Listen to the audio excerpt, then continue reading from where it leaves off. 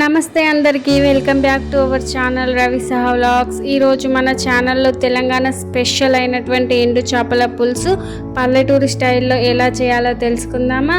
అయితే వెంటనే వచ్చేయండి, మన ఛానల్ని ఓపెన్ చేసి సబ్స్క్రైబ్ చేసుకోండి. ముందుగా స్టవ్ వెలిగించుకొని స్టవ్ పైన కడాయి పెట్టుకొని కడాయి వేడయ్యాక ఆయిల్ వేసుకోవాలి. ఆయిల్ వేడయ్యాక తాలింపు గింజలతో పాటు ముందుగా కట్ చేసి పెట్టుకున్న 2 ఉల్లిపాయలతో పాటు కరివేపాకు కూడా వేసుకొని వీటన్నిటిని బాగా వేయించాలి. ఇవన్నీ వేగిన తర్వాత ఇందులో 2 టేబుల్ స్పూన్ల అల్లం వెల్లుల్లి పేస్ట్ వేసుకొని అల్లం పచ్చి వాసన పోయేంత వరకు వేయించుకోవాలి. తర్వాత 1 చెంచా పసుపు వేసుకొని మొత్తం కలుపుకోవాలి. తర్వాత ముందుగా కట్ చేసి పెట్టుకున్నటువంటి 2 టమాటాలని వేసుకొని వాటిని లో ఫ్లేమ్లో మగ్గించుకోవాలి.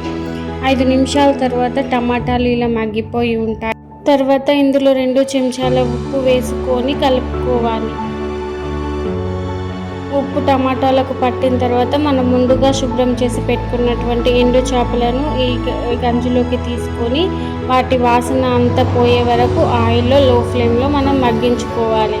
ఇవి మగ్గే వరకు 10 నిమిషాల టైం పడుతుంది. ఇవి మగ్గిన తర్వాత ఇందులో మెయిన్ ఇంగ్రీడియంట్ జీలకర్ర మెంతుల పొడి, అలాగే 2 టేబుల్ స్పూన్ల కారం వేసుకొని వీటిని లో ఫ్లేమ్లో కారం మసాలా అంతా చేపలకు పట్టే వరకు వేగనివ్వాలి.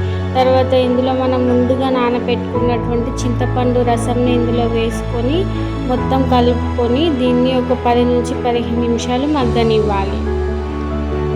ఇందులోనే 2 టేబుల్ స్పూన్ల ధనియాల పౌడర్ వేసుకొని మొత్తం కలుపుకొని దీన్ని 10 నుంచి 20 నిమిషాల వరకు మగ్గనించుకుంటే మన తెలంగాణ స్పెషల్ అయినటువంటి ఎండు చేపల పులుసు తయారైపోతుంది. చూడండి, ఇది చూడడానికి ఎంత బాగుందో, అలాగే టేస్ట్ కూడా తింటే మైమర్చిపోతారు, అంతా బాగుంటుందండి. మీకు ఈ వీడియో నచ్చినట్టయితే ప్లీజ్ లైక్ చేయండి. అలాగే మరిన్ని వీడియోస్ కోసం మన ఛానల్ని సబ్స్క్రైబ్ చేయండి, మర్చిపోకండి. బాయ్.